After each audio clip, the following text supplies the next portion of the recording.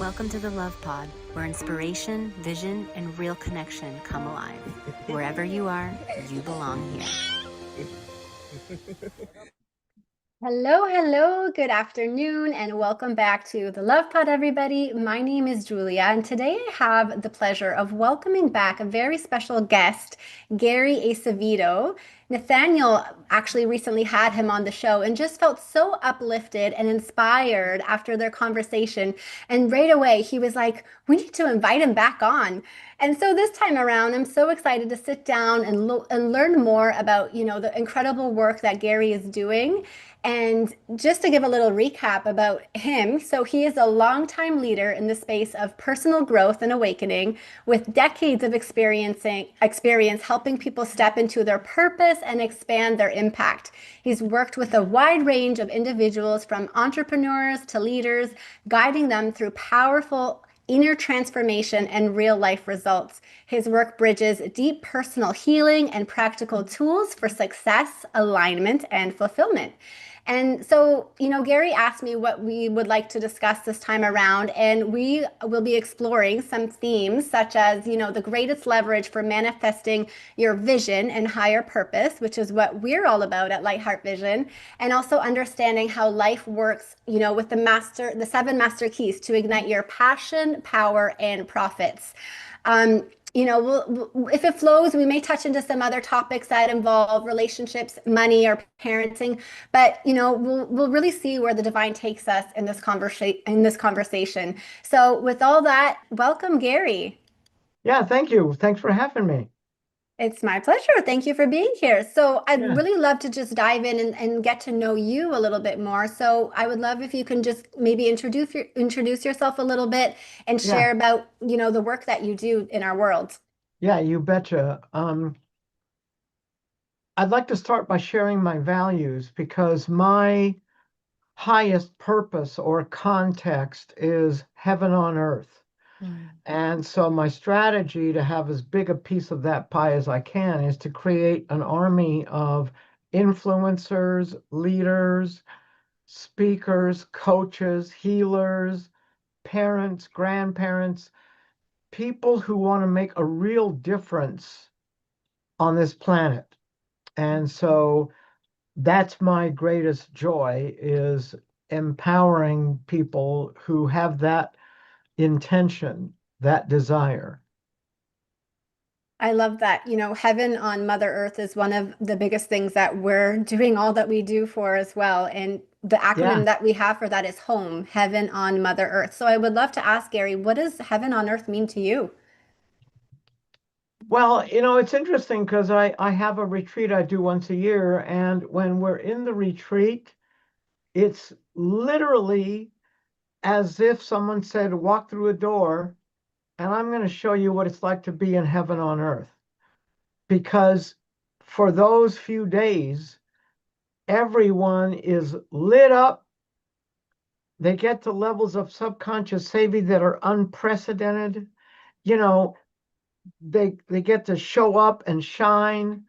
And so there's so much love and light in that building that it's, to me, it's a taste of where we will be when we have heaven on earth, when all the love and kindness is there and people are not striking out, they're not being mean, they're not attacking, they're not defensive, they're living love and light. Yeah, no, totally. And it's so beautiful that there's opportunities that people have to go through this work and this transformation, like, for example, the retreats that you facilitate. And it's so nice when you're alongside people with the same energy of wanting to make that shift, and you have this environment that is just so supporting of it. And it really is like stepping into a new dimension, kind of, and you're experiencing it directly, which is so beautiful. And my question is, how can they take the tools that they're learning and bring that back home in their mundane lives? Well, actually, that leads me into one of the topics that you chose, which is the greatest leverage for manifesting our vision, Mhm. which is higher purpose. Because you know, my retreat is like an evening in 5 days, and then about a month later, it's an evening in 4 days. And there's like some of the most amazing processes on the planet, I believe. And at the very end of all those amazing experiences that they've had, the final day, the last day, is that topic. The greatest key to vision, to manifest your vision, is higher purpose. And so, you know,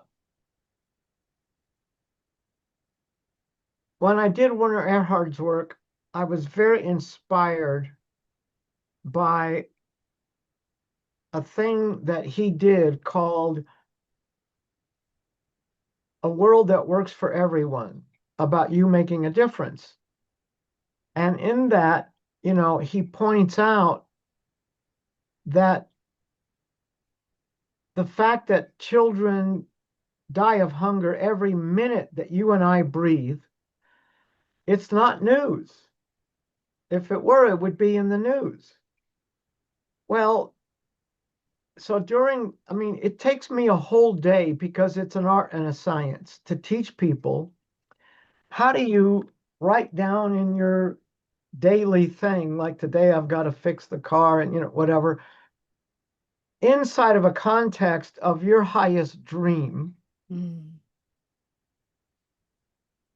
inside of a context of not only a higher purpose, but the highest purpose, which is one that includes all of us. Like a higher purpose is, I'm focused on children, or I'm focused on, prisoners or whatever. But the highest purpose is one that includes everybody, as he would say. That's creating a you and I world, not a you or I world, a you and I world. Now, something I'll share with you is that I love reminding people how powerful we are. Like,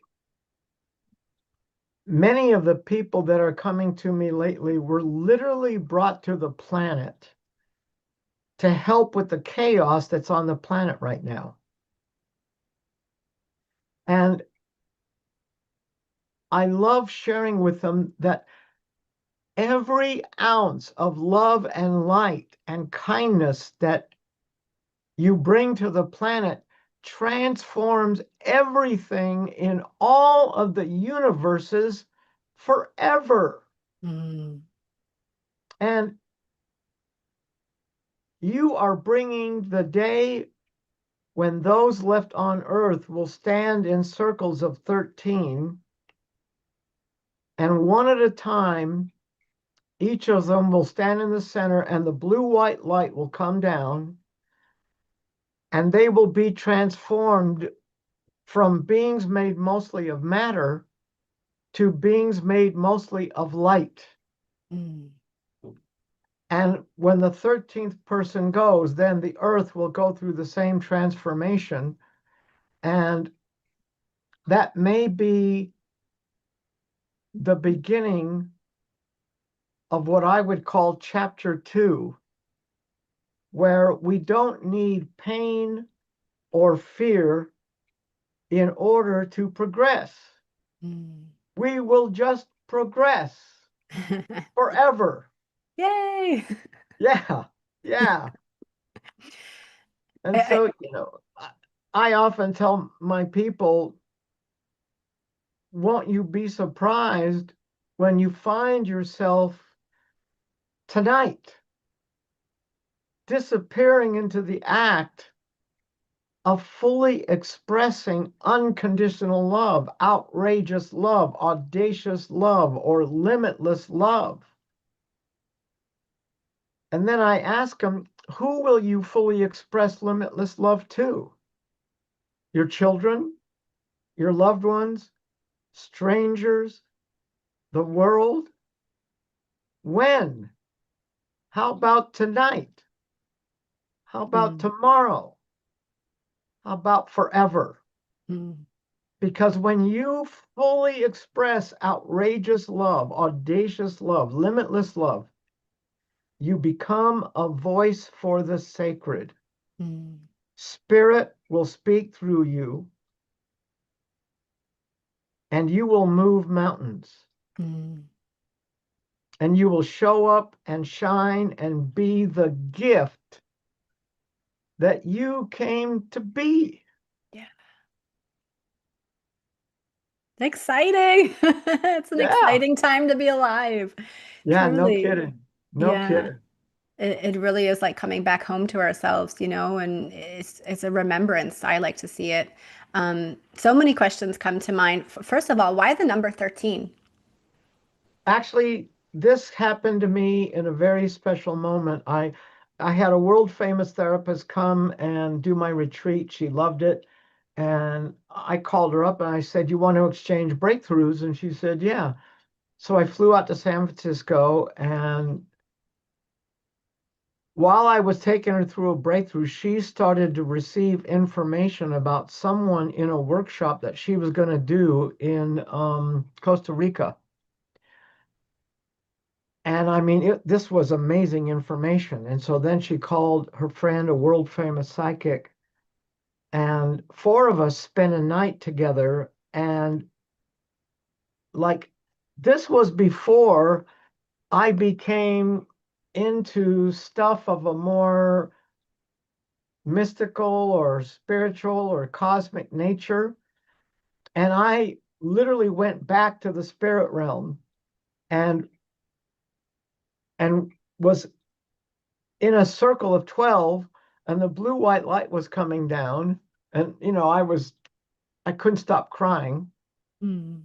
And so when I could finally talk, I told him what was happening, and then Janice showed up. So now there was four of us, and all night long we ended up like popping like popcorn. Like, then uh Charles would remember the same thing that I remembered in the spirit realm, but a different part. Mm. And we spent the whole night remembering things out of the past and out of the future, literally out of the future. And it's weird to remember something out of the future. But that was one of the things that I remembered. I saw it happening on the planet. And I Wow. don't know why 13, although, I've seen a lot of things on YouTube about the number 13, and it kind of blows my mind. Okay, so interesting. Just such a beautiful reminder that, time is not linear whatsoever. And, it's I've experienced also some transcendental experience in my short life, and sometimes it's hard to put it into words, but going through it is Oh, just yeah. so magnificent. And so I'm really happy. I feel like everything you have to share is just a reminder that we are all interconnected. We all came here for a purpose, and not one of our purposes is the same. But they complement each other. We are each Yes. unique individual souls, and I Yes. believe we are complete already. We are whole, but we Yes. come here perhaps forgetting that, but we're on our way back to remembering and literally remembering with one another because we're not meant to awaken alone. Oh, So, yeah. do you believe that it's meant to be a gradual process, though? Awakening? Well, it is like, you know, I know there's going to come a day when we will step into our God selves. Um, but in the meantime, we're doing it layer at a time, you Mm-hmm. know. But you said something that like we're actually whole. And I'll share just two experiences that brings up for me. My Please. first breakthrough, my first mentor, I was so blessed that he was literally generations ahead of his time. And I didn't know that till I was a little older and started realizing after I'd been through 30 other disciplines, like hypnosis and NLP and Gestalt and Native American. And I finally realized I had I had never found anything as powerful as the breakthrough process that he had me go through over 40 years ago. Mm. And in that first breakthrough, he helped me to reprogram the moment in my childhood when I lost my heart and soul. And Wow. in that reprogramming, at the end of it, it was like getting on an elevator in my consciousness, and I got higher and higher and higher and higher and higher, and then I saw the truth of who I was. I Wow. saw my truest, highest, most magnificent self, and I was feeling it on a core level. And in that moment, I knew exactly what I'd been searching for my whole life, and I knew that I was filled to the brim with it. And I knew in that moment that I was free. Mm. And I knew that people out here in the quote real world don't have a clue what that experience is like. You know what I mean? It's for most of history, it's been saved for the saints and the gurus, Hmm. you know, but now it's available on the planet for everyone. Yeah. And then the other experience that relates to what you said about us being whole is that I was working with the therapist who worked with John Lennon. And while this woman was having a really hard time talking about her big so-called hang up, I had the most powerful revelation of my career, which was I realized that what she thought was her biggest hangup in reality was her greatest gift, strength, and talent.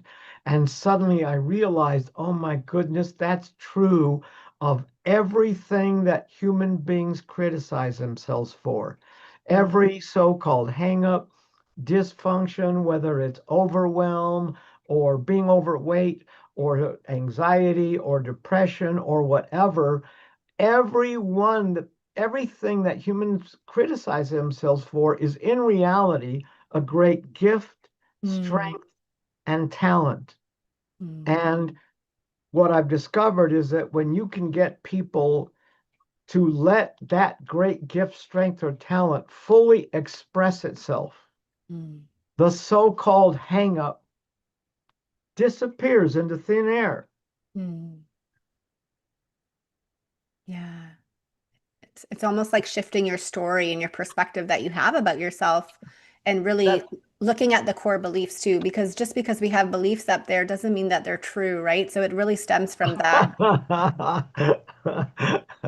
well, it's really interesting because when I do the breakthroughs at the awakening, which is an evolved version of what I got from my first mentor, the biggest part of it is after they get through some really deep emotions of reprogramming these moments in their life, then they get to a place called ownership, Mm. where what happens is it's like when we're children, 2, 3, 4, 5, 6, and we begin to think there's something wrong with me. Children come up with the worst words possible, Mm. like I'm different, I'm ugly, I'm stupid, I'm worthless, I'm unlovable, I'm evil, and we call that the emotional black hole.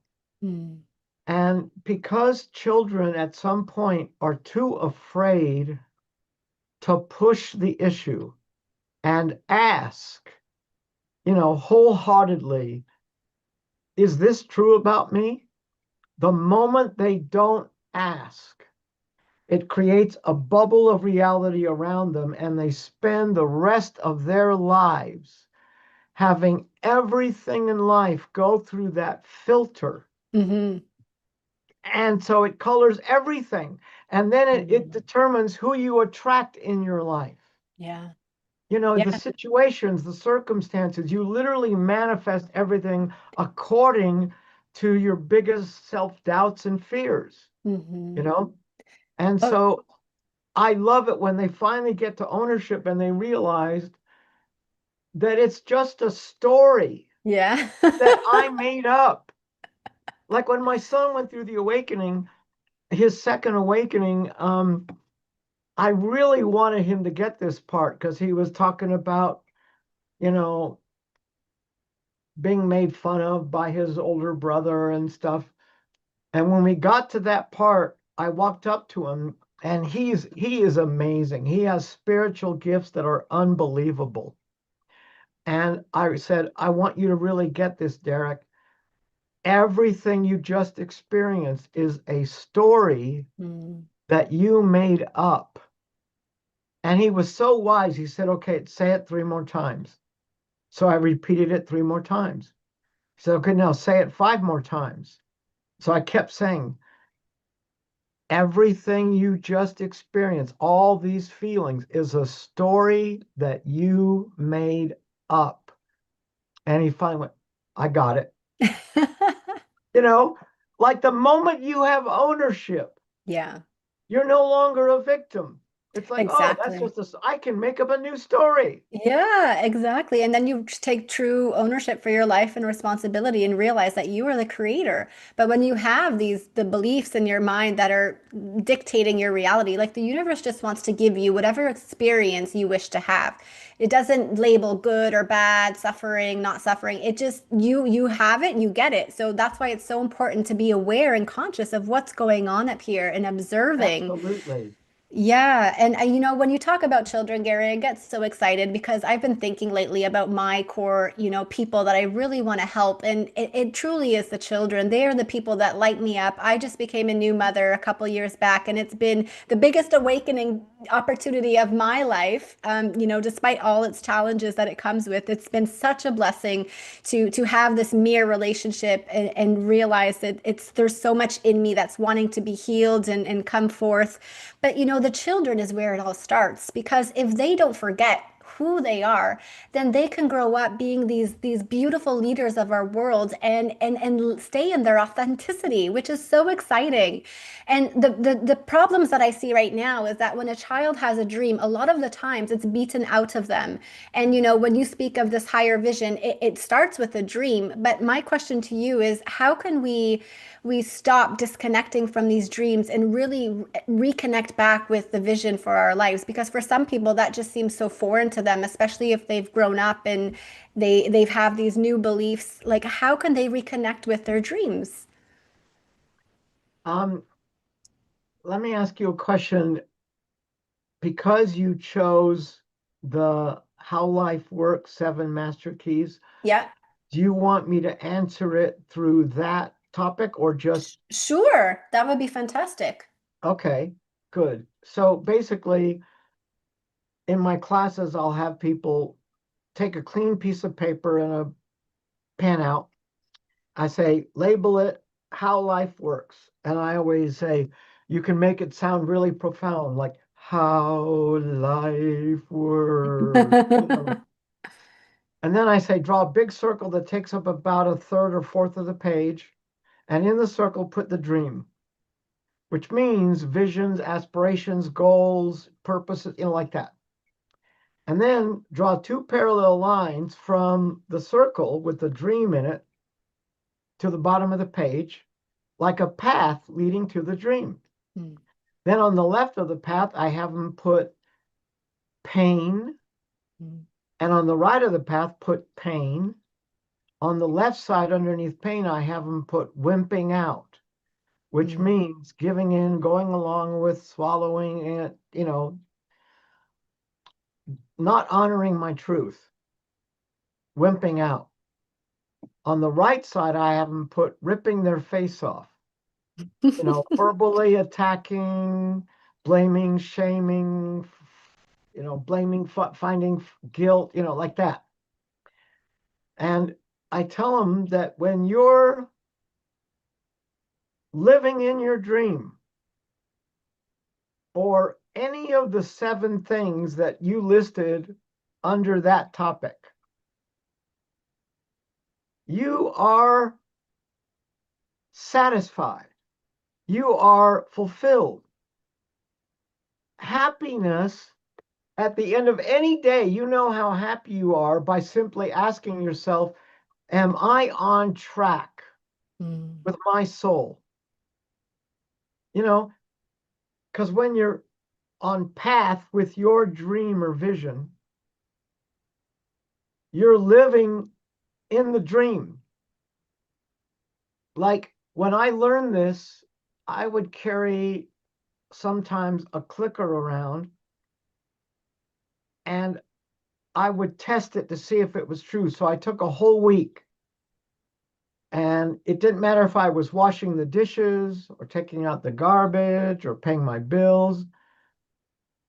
I'd say, okay, am I doing this while I'm living in the dream? Like, am I doing this as if my dream depends on it? Mm. And I wanted to test it to see. Like, am I satisfied? Am I fulfilled when I'm washing the dishes or whatever?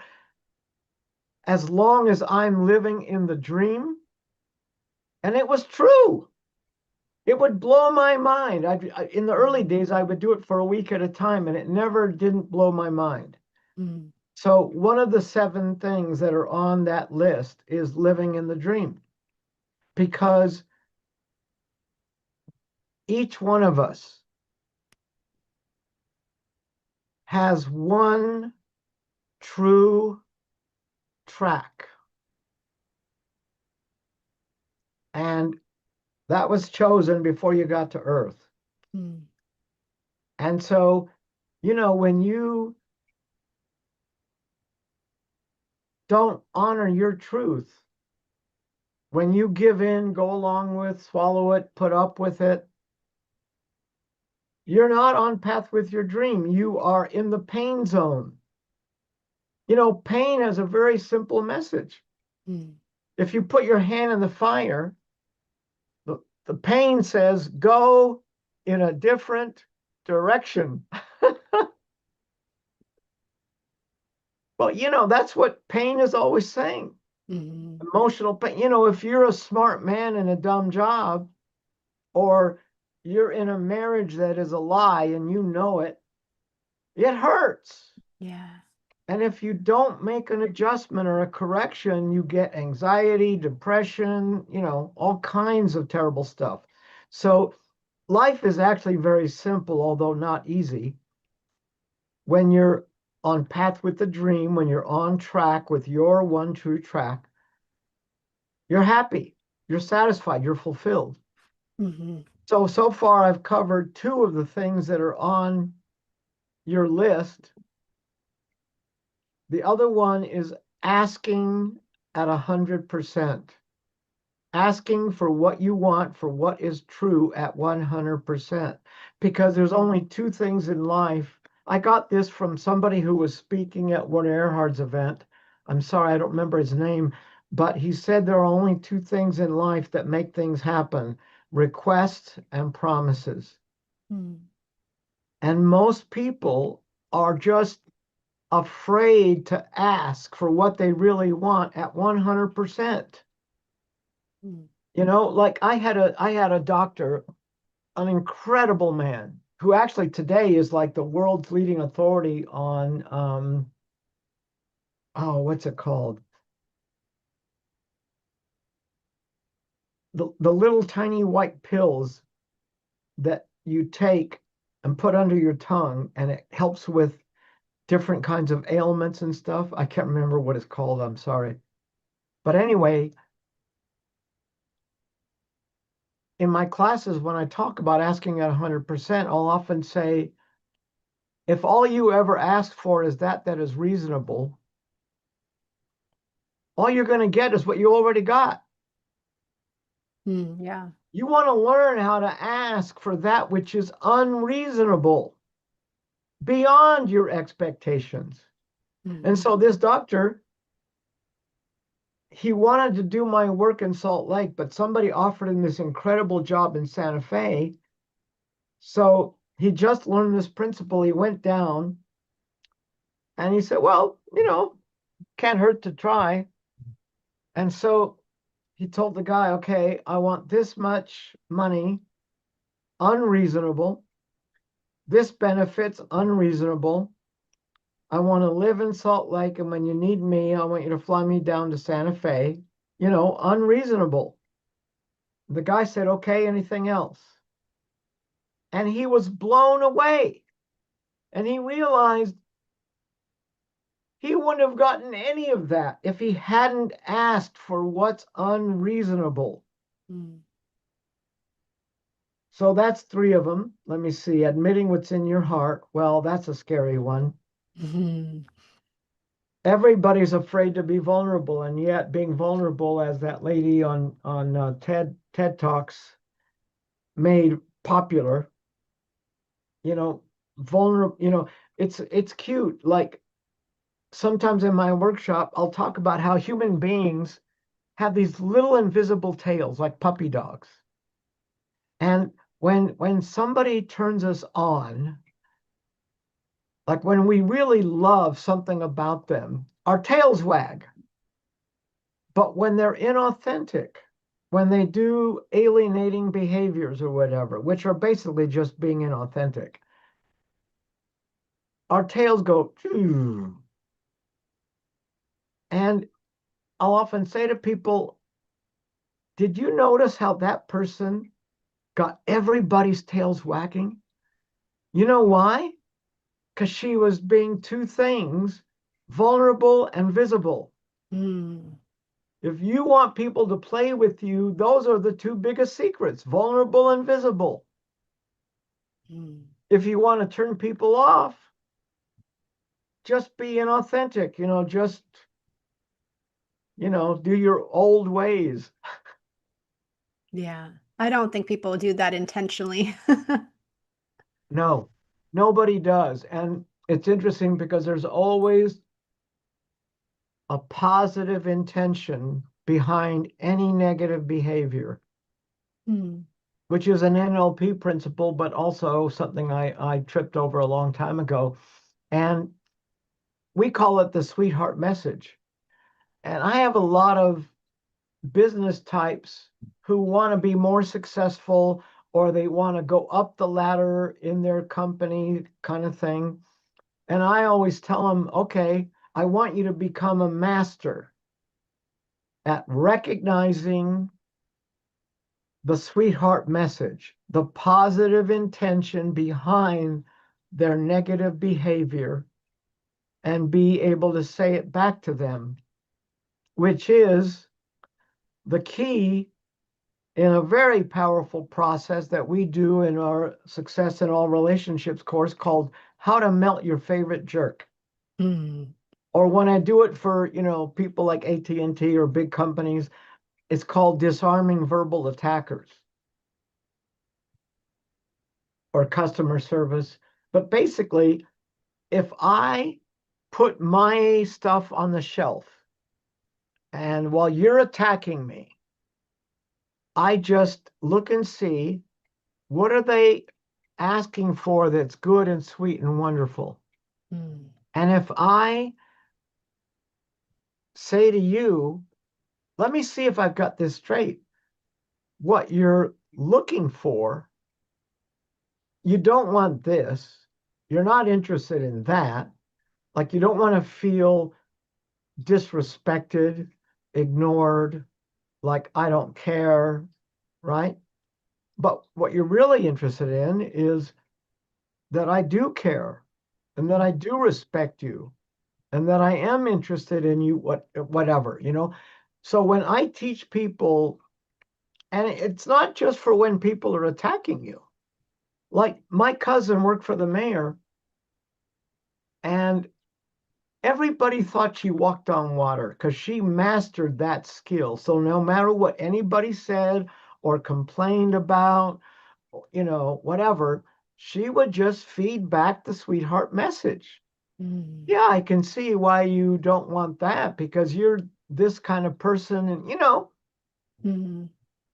it's a way of actually acknowledging people by simply hearing what they don't want and acknowledging them for what they do want. Interesting. Yeah. And it's also choosing to respond in a way that is non-reactive, right? Yes, it actually helps you to heal and reprogram your emotional recordings. Yeah. And just be conscious and what you're speaking and also to truly listen to people because I feel like a lot of the time we are not super present when we're in dialogue, we're always thinking of the next thing to say. But if we can really hold space for someone and allow them to express, it's doing them a service, but also to ourselves. Absolutely. Absolutely. So are there any other keys that we're missing here, Gary? Let me see. We haven't covered centering, the intent to empower, or choosing and creating. Which one of those would you prefer that I talk about? Choosing and creating, please. Okay, good, good. Now, as a human being, you're going to live in one of three states at every moment. So in every right now, you're either in succumb. No, I'm sorry. I'm going to change it up. First, let's start with resist. Okay. The three states are resist, succumb, and choose. Now, when you're two, like your daughter is, I remember my boy, I'd say, no, Eli, and he'd go, I don't want to know. That's resist. 2-year-olds are great at resisting. And then you learn from the big people, no, no, no, no, big boys and girls are supposed to get with the program and do this and this and this. So you learn to train your brain to succumb. You try to be good boys and girls by you succumb. Now, the truth is, both of those things, if I was drawing on a whiteboard, I'd put resist in a column, succumb in a column, and then I draw 2 lines and then put choose. Because neither resist or succumb brings any satisfaction. Matter of fact, if you were ET and had a light over your heart, the light bulb would be off. There is no satisfaction. And the sad thing is that the average person spends 80 to 95% of every day in resist or succumb because their fight or flight mind, the fear-based mind, is going 24/7, and they think that's real. So they end up spending most of their daily lives trying to be good boys and good girls, and life sucks. Yeah. Because they're in resistance to come. And the truth is, you can't even get to satisfied or fulfilled or happy until you learn how to choose. Like if you choose into any activity, then you're satisfied. Yeah. And, like I was saying, you can choose to sing and dance when you're washing the dishes. You can sing, you can choose to go to the ballet with your husband or wife who loves it, but that's not your cup of tea. If it's a compromise, you can actually be true, and it's really true for you. You're not succumbing, you're not giving in. You're just going to choose to do it because it means a lot to them, and you can, once you choose, you're going to have a good time, and you're not going to be a pain in the ass. That's how most marriages are. Matter of fact, the biggest killer of marriages and intimate relationships is putting up with. It's really interesting. Until you stop putting up with what you're currently putting up with, you cannot rise to higher ground. Where what you truly want is actually waiting for you on a silver platter. Yeah. Yeah, talking about this, it intellectually, it's easy to understand why people may resist and have a harder time choosing because perhaps they don't know, what they want or even who they are on a deeper level. But what are some things that people can do to let go of that resistance and really just make their lives easier for themselves? I'm so glad you asked. I'm glad I did too. So I teach a trick because I've had executives come to me and say, if I don't stop procrastinating, I'm going to get fired. And this trick I'm going to teach you works for avoiding procrastination, you know, and dealing with negative thoughts and feelings. Works with a lot of things. I teach people like this was how I got through it. When I learned this trick, I had some kind of unconscious resistance to doing laundry. Like I just would do anything not to do laundry. And everybody has stuff like that. You know what I mean? And so I learned that if you choose to resist wholeheartedly at 100%, so I would stomp around my living room and very loudly and adamantly, I hate laundry. You can't make me do laundry. I'm never going to do laundry. You'll never take me alive, coppers, you know. And within about 10, maybe 12 minutes, I would dissipate all that energy. And then I'd go, okay, I can do laundry. I could choose it. And if you do that, like with every skill I teach people, I tell them, look, if you want to retrain your brain, you can just do it every day for 30 days. You will have a new neural pathway in your brain. You will have a new habit. It will not be hard. And research has shown that after the first 30 days, when you get a new neural pathway, every 60 days, then it goes to a whole new level of effortless. Mm, It becomes nothing. yeah. And like I've done that with many things in my life because the truth is you can change anything. If you use conscious repetition, Hmm. you take a new thing that's not easy and you keep doing it every day for 30 days, and then it gets easier and easier until it's nothing. Yeah. It's Yeah. effortless. Yeah. I could see why people resist change though, because you kind of get comfortable in your uncomfortable patterns, right? It's the known. So you know what your day is going to look like, even if it's you're living a painful life or what have you. You've gotten comfortable with that. And so change can be scary for some people because you're stepping into this whole new version of yourself and you don't know what that may look or feel like. But what I like to remind people is like, how would you want it to feel like? Because you get to choose that too, and then when you start to embody that and living it as it's already manifested, then you are walking consciously into your future. And Absolutely. I heard this a while back. I think it was probably from Tony Robbins, and he said a lot of people know what they need to do to change, but they don't do what they know. So I don't know if this is a question of the ego or the inner brat, as you may call it, Gary, but like, how can people start working with that part of themselves rather than fighting it all the time? And yeah. It's funny because long before Tony Robbins, the way I used to say that sentence is, have you ever noticed that knowing what you need to do is not the same as doing it? Okay. And there's a gap, right? Right. And Right. so we teach people because the truth is that the worst you can say about most people is that they're very clever at getting in their own way. Mm-hmm.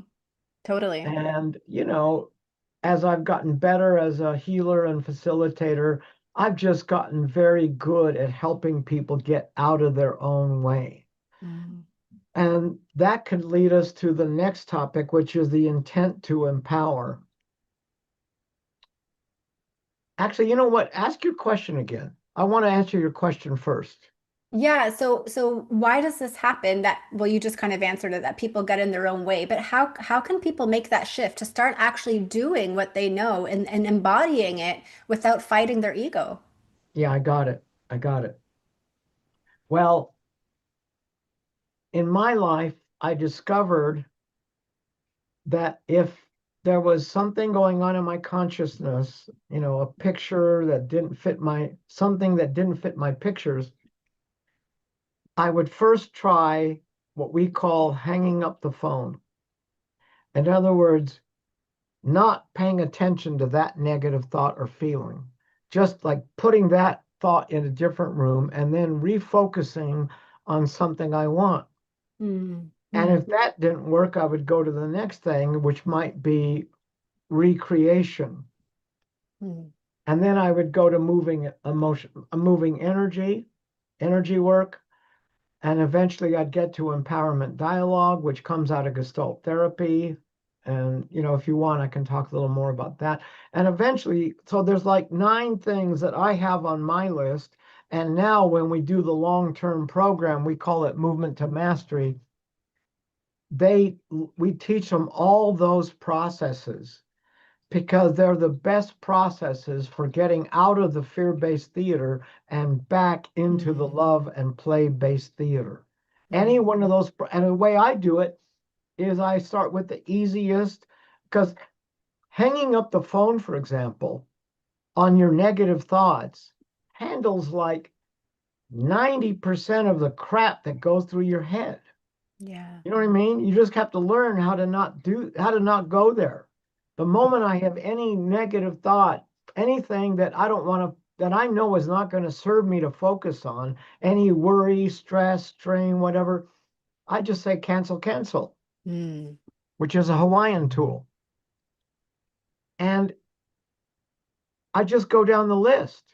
And the last thing on the list, because if nothing else handles it, if all those things don't handle it, not even empowerment dialogue, the awakening style breakthrough, which is the last thing on the list, handles everything, anything. But, they have to do the awakening before they can learn how to do that. After they do the awakening, we do a retreat at Lava where they learn how to do breakthroughs so they can do them on each other instead of paying us a lot of money. So interesting. Yeah, the focus thing is huge. I feel like a lot of the times we just naturally tend to focus, on not speaking for everyone, but a lot of people do focus on the negative thoughts or the things that they don't want because they're so afraid of having or manifesting them that they're thinking about them all the time. But when they're thinking about them, they're naturally manifesting those things in their life. So the key is really getting that awareness of like, okay, what am I spending my attention and focus on? Because where your focus goes, energy is going to flow in that direction. And so it's really important to consciously be like, okay, well, what kind of thoughts do I want to have up there? And they probably want to be positive, good feeling thoughts.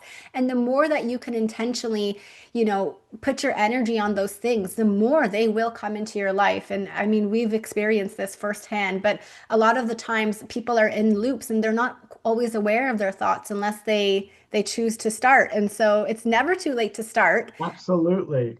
Yeah. Yeah, people don't realize that when they're looking at the fear-based theater about what they don't want, they don't realize they are literally moving toward what they don't want. I know. And what they do want is 180 degrees in the opposite direction. Direction. Yeah. Yeah. I believe it's so important, this inner work that we're doing. And you make it you like I love that you spoke about the flow too. It's like whenever we really just surrender and allow ourselves to be and express who we came here to be, it almost becomes like this natural process of not even needing to try so hard, effortless, I would say. And you feel in the flow, but you also feel like you're in the creator driver's seat of your life, and that's really exciting. Yes. Awakening is truly exciting. And so I believe that the more that we can, shine the lights on the parts of us that are wanting to come out of the shadows, the more that we will inspire those around us to do the same thing. Um, yeah, how can a person stay aligned with themselves, but also still create that deeper connection with other people? Now talking about relationships. Yeah. Um, you know, the workshop I'm doing in May, it's called Spirit of the Awakened Warrior. And the reason I created it was because one day I saw 2 people going through the awakening, and everybody kept calling them twin souls of different mothers because they were so alike. And when it was over, I watched one of them grow like everybody grow. Like you cannot do the awakening and not get to higher ground. It's like guaranteed. But the other one grew at such a faster pace, it got my attention. And I was like, what determines how fast people grow? Because I knew if I could answer that question, it'd be like, okay, imagine what blessings you might get if you keep growing and learning, say, in your love life over the next 5 years. And I have people imagine that, like, what blessings might you receive? And then I say, do the same thing with money. What blessings would you receive in your money 5 years from now if you keep growing and learning? And then I say, okay, now if I can bring you those blessings in 2 years instead of 5 years, or the blessings you would get in 10 years, if I can bring them to you in 4 years, would that be interesting? Yeah, of course. Well, I found out, and it took me like 8 years of research to bottom line it to this. What determines how fast or slow people grow is their level of defensiveness, which is Interesting. self-criticism. Because you cannot be defensive until the moment you make yourself bad and wrong. It's literally the act of being defensive that creates and maintains the attack. Yeah. And so I developed this whole workshop to show people how to get a new level, to diminish the defensiveness down a whole new level. And so in that workshop, there's a lot of great stuff like the fire walk and the ropes course and the connected breath. But we spend a whole day where they have to tell their partner, what makes me defensive? Like, I'm going to teach you how to make me defensive. If you say this, it's going to push my emotional buttons. You know what I mean? And then in the first exercise, they literally learn how to embrace the brat. Like they learn how to just, no, I'm never going to do it. Like I was saying before, it's like, just being a brat, you know? And then they keep going through different processes. And there's a really powerful one that's called the 10% rule. Because if I throw garbage at you, usually about only 10% will hit you. Everything goes past you. If I try to say something about you that is not true and you absolutely know it's not true, you don't get defensive. If I said I don't like you because I hate red hair, you're not going to get defensive. So whenever people get defensive, it's because they imagine the 90% that they interpret as an insult. I know what you're saying, but only 10% of it is actually legitimate or might be legitimate. That's the part that you believe might be legitimate. So when we teach them that when the partner pushes their buttons, they say, well, the part of this that might be true is, and we teach them how to own their 10%. And then after that, they learn how to make it humorous. So then on the last exercise of that, here they are pushing my buttons. And I'm like, oh, no, it's even worse than that. Not only was I blind, I was stupid as well. And let me tell you how stupid I was, and they're laughing. And when I see the difference between my staff and other people, when they've learned how to eliminate their defensive thermostat, it's amazing. I mean, it's obvious. Like that's something that I'm really proud of lately in the last couple of years is that I have become so much less defensive that I know I'm growing at a much faster rate because I consider, even if people don't say it well, and believe me, my staff is brutal with feedback. We call it ruthless compassion. Wow. But I consider any feedback that people give me, because sometimes I can tell it's not true, but I give it a possibility.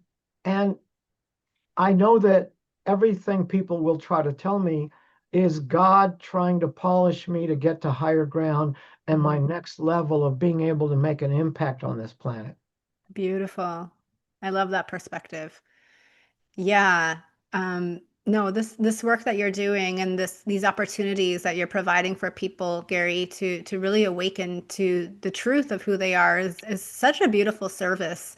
And the way I see it is when you know at your core center that you are divinely perfect and there's nothing wrong about you and you are enough.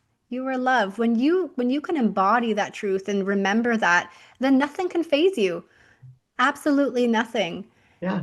And even when things do come your way, like you say, you realize it's just for you to push even farther Yeah. and climb even higher. And Yeah. that's great too. And so if people can anyone attend this retreat, how can they find out more information about it? Um, well, yeah, I mean, they can go to my website, which is riselg.com, you know, riselg.com, or they can email me to Gary at riselg.com, riselg.com. And do you want me to go a little bit into the intent to empower? I don't Sure. know if you were out of time or not. No, go for it. That's Okay. fun. You know, a couple of years back, I had a really interesting experience. I realized that it is a privilege for people to spend time with me in any way, shape, or form. And when I realized that, I looked to see why. Why is that? And I realized it's because somewhere along the way, I live the intent to empower. And so I told my students, I said, how many of you would like to know in your heart of hearts that it is a privilege for anyone to be able to spend time with you? And hands go up. I said, good, then set the intention that you're going to live the intent to empower.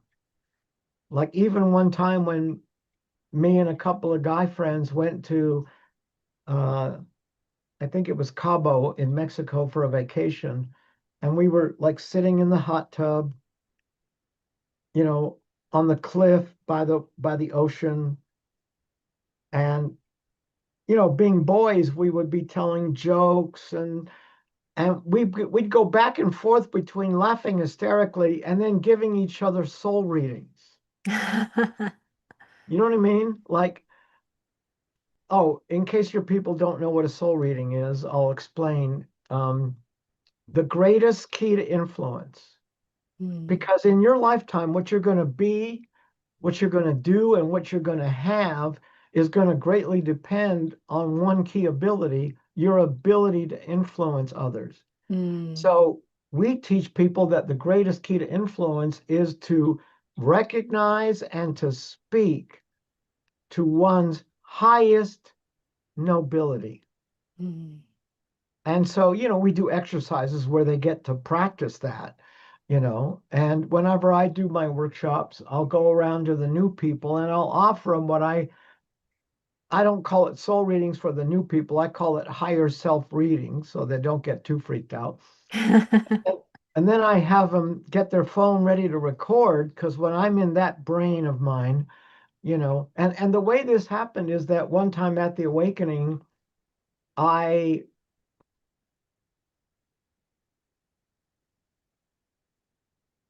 intuitively took this negative being out of somebody Mm, and put it in a holding tank in space and brought Jesus in to start the healing. But when I did that, I was so blissed out that I was like in a different realm.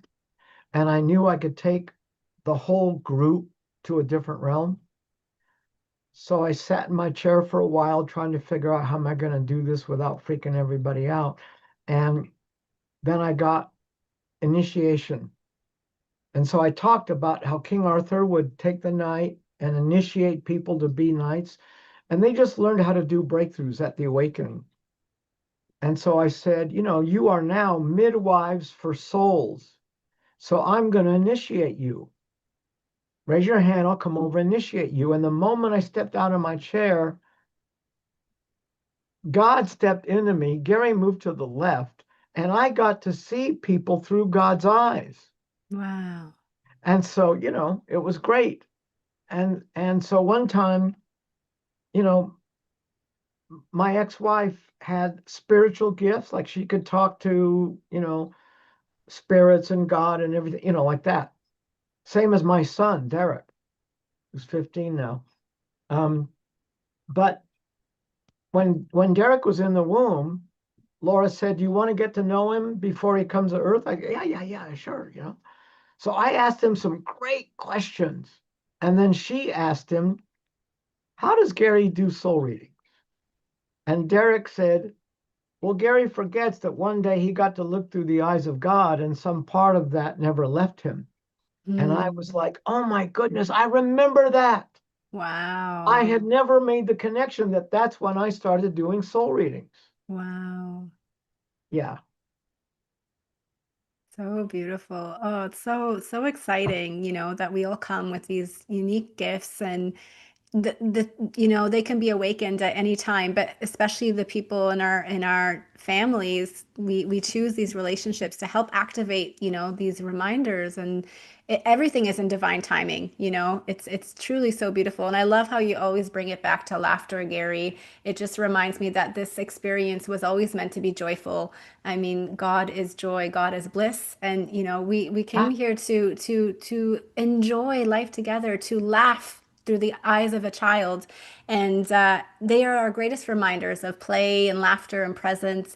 And so I think I'd love to end this beautiful conversation with a question around families and parenting, because it's a big part of our audience on the show as well. I feel great. like a lot of the time parents perhaps, drift into that pain zone because they always, feel that maybe they could do something better, or they shame themselves for the way they treated their child. But like, how could we really raise our children in a way that, honors who they are and keeps them connected to their higher vision for life? Oh, that's my favorite question. Beautiful. Um, you know, did you get the document I sent you called the 11 greatest tools for parents? I You did, should yes. you should make that available for anybody on your in your audience, Sure, you sure. know. And I'll start off by saying that I am an amazing father because of the tools that I've learned through my own healing and my own, uh, in, evolving. So like when my oldest son Eli was young, I'd have friends over and I'd say, "Okay, Eli, time for bed." And he'd run, brush his teeth, go jump in bed. And my friends would be like, "How do you do that?" It takes me an hour of." To get the. I said, "It's really easy." Okay. Please tell me how. So he gets in bed and I say, "How was your day, buddy?" And he'll tell me. And I end it by saying, "Don't you think I am the luckiest daddy on the planet? My little boy is so handsome and he's so smart." And I always end with, 5 or 6 acknowledgments, right? And then sometimes, once in a while, he'll say, "Do again," you know? Well, then when he became a teenager, like a lot of teenagers, he became a parent's nightmare. Like him and his hip hop buddies would literally go beat up drug dealers and steal their money. Oh my goodness. Talk about keeping your angels busy, huh?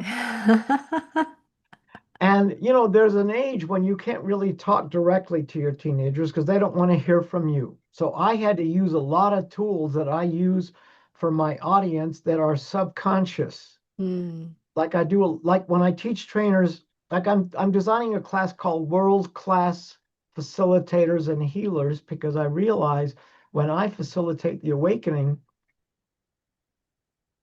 nobody knows what I know.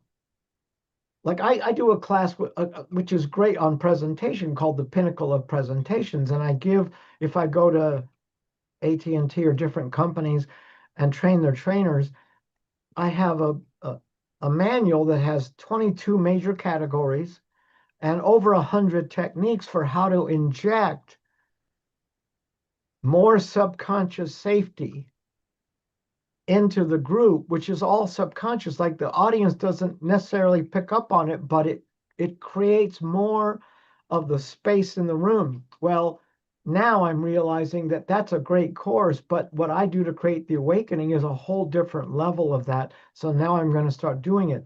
So with Eli, when he became a teenager, had to use a lot of these subconscious tools to get through to him and to finally get him back on track.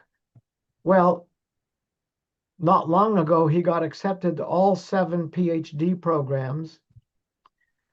UCLA and UC San Diego were fighting over him. He got a full ride. Wow. And a $36,000 stipend. And Johns Hopkins University asked him to be a speaker. Wow. Yeah. So, like the point is, even when your kids are in the most dire of straits, if you have the tools, and I'll just mention one tool for any parents that are listening. Please. Research has shown that if you want to make any relationship work, you got to have 5 positives to every negative. That's any relationship. With marriage and kids, you need 7 positives to every negative. That Wow. shows you how ass backwards we are. So when you Wow. want your teenager to clean his room, that's a negative. Now you got to give him 7 positives. And when I taught different parents like Laura how to do this, I'm thinking of Laura and Roseanne. While her kids were still in the home, she could get them to do anything because she applied what I taught her about 7 to 1. So what would be an example of a positive to go with that negative for the cleaning the room, for example? Oh, like, did you have fun today at school? I love that about you. You're really good at having fun. It's just, it doesn't have to be anything heavy. It's just offhand, you know, thank you for helping me with the dishes. I mean, sometimes I just love how you're willing to pitch in and, Okay. I've had parents who were terrified of their kids, their teenagers getting off track. And I could tell that they only pay attention to them when they're in the negative. So I said, okay, I can help you within 3 months if you listen and do exactly what I tell you.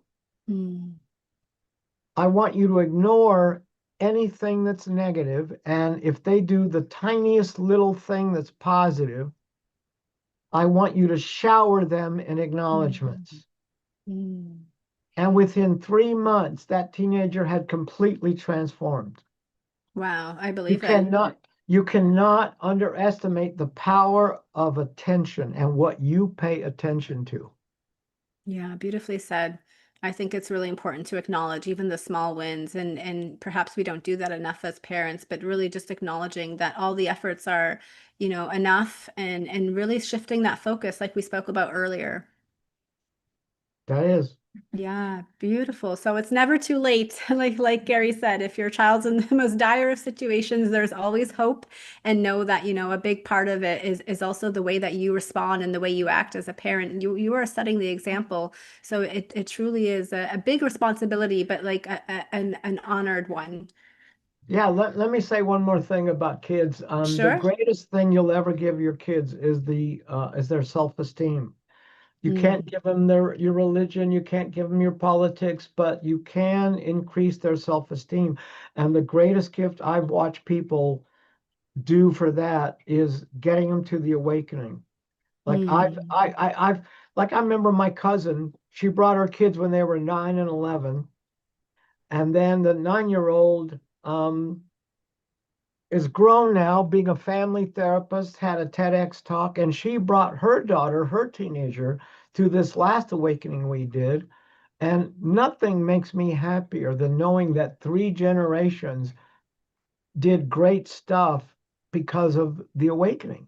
So And there's nothing means more to me than watching. I've had people bring their whole family to the okay. awakening, and there's nothing more touching for me than family healing. I didn't realize the awakening was for children as well. Oh, from 9 years old on up, but like Annalisa did it when she was 7 because she was so ahead of her age. Okay. Oh, that's beautiful. To me, there's nothing more exciting than awakening as a family, especially coming here with these soul contracts with, certain family relationships. It's funny because when you think of a lot of retreats and whatnot, it's usually like leave the kids at home. But I also really am excited about cultivating and creating things that includes the whole family because we are one.